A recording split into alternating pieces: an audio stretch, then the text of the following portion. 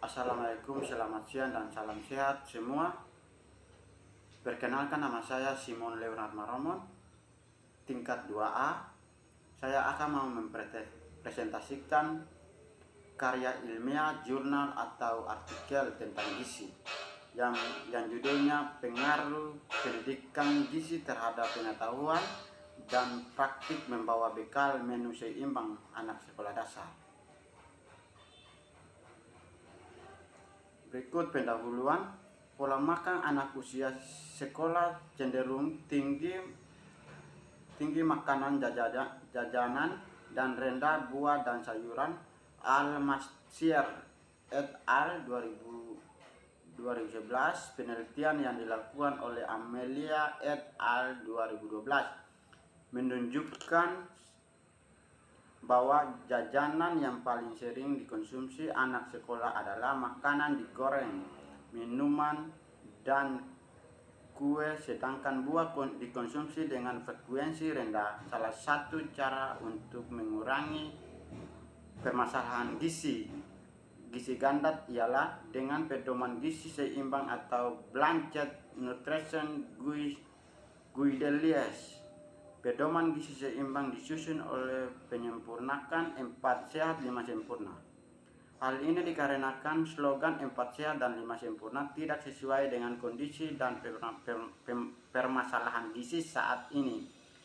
Kemenkes 2014, pedoman gizi seimbang perlu diperkenalkan. Hasil penelitian Februari 2005 membuktikan bahwa pendidikan gizi yang dilakukan pada anak usia sekolah efektif untuk mengubah pengetahuan dan sikap terhadap makanan. Anak usia sekolah lebih mudah untuk mengubah perilaku dibandingkan dengan orang dewasa. Pendidikan gizi yang diberikan diharapkan dapat meningkatkan pengetahuan anak usia sekolah dasar mengenai pedoman gizi seimbang.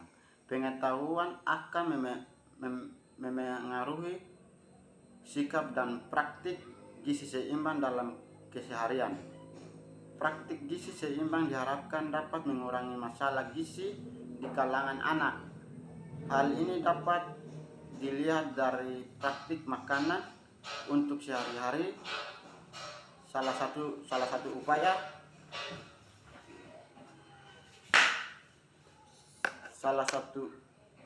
upaya membantu praktik makanan anak adalah school feeding programs. School feeding susah diterapkan dan diperhatikan penyelenggaraannya di negara maju. Indonesia belum menerapkan school feeding di semua sekolah, sehingga praktik gizi diamati dari bekal menu seimbang yang dibawa anak ke sekolah.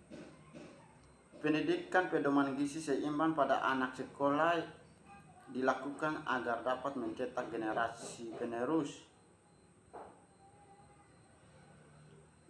penerus bangsa yang berkualitas. Penting pula untuk menanamkan paradigma baru, menggantikan paradigma 4 sehat 5 sempurna yang sudah tidak sesuai dengan permasalahan yang dihadapi saat ini. Paradigma tersebut ialah pedoman gizi seimbang yang harus dipraktikkan dalam kehidupan sehari-hari. Penelitian ini bertujuan untuk menganalisis pengaruh pendidikan gizi terhadap pengetahuan dan praktik membawa bekal menu seimbang anak sekolah dasar.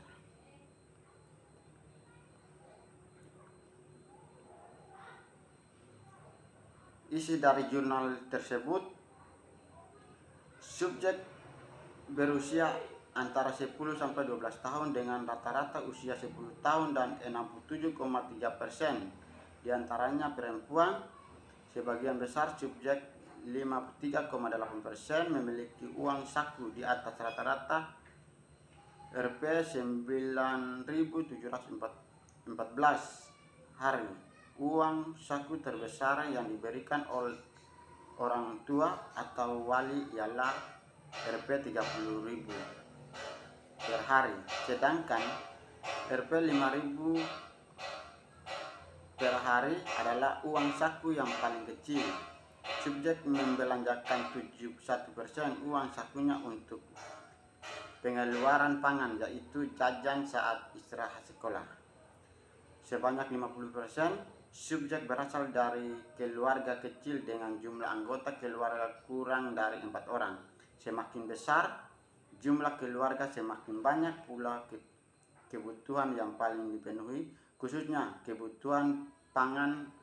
Hal ini berarti semakin sedikit jumlah anggota keluarga, semakin baik makanan terbagi dengan jenis yang dan porsi yang sesuai di keluarga tersebut. Tingkat pendidikan sebagian besar orang tua adalah tamat SMA sederajat. Pendidikan ibu berkaitan erat dengan status gizi anak.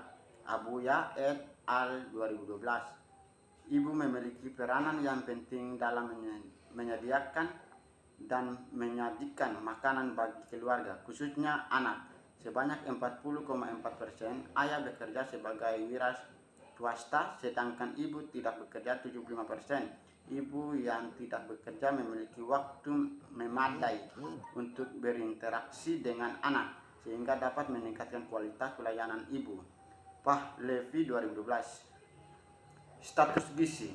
Sebanyak 73,1% subjek memiliki status gizi normal, baik pre-tes maupun post-tes.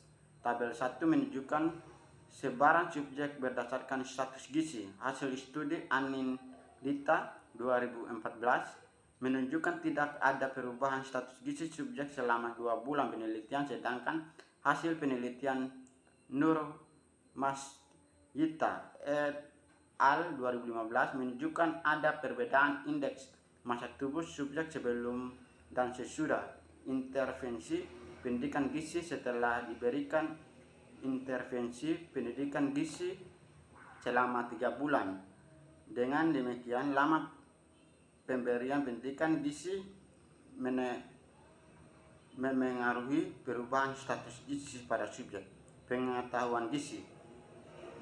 Setelah diberikan intervensi pendidikan gizi, pengetahuan subjek meningkat.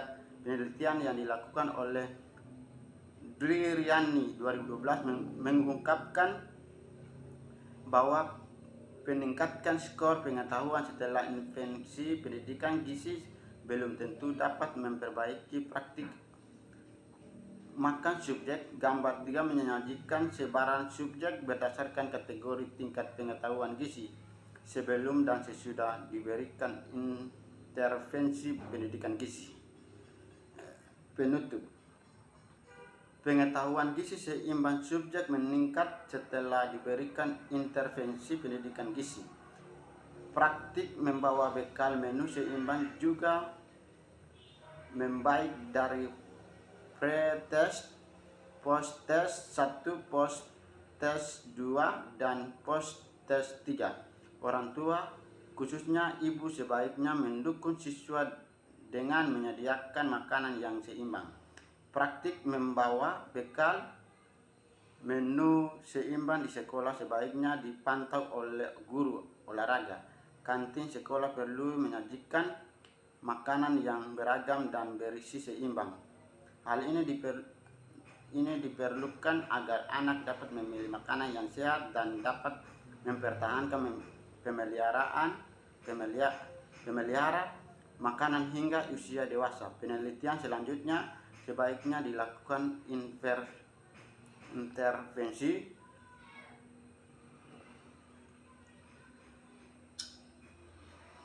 intervensi pendidikan gizi dan observasi praktik membawa bekal menu seimbang dengan waktu yang lebih lama, yaitu lebih dari 1 bulan.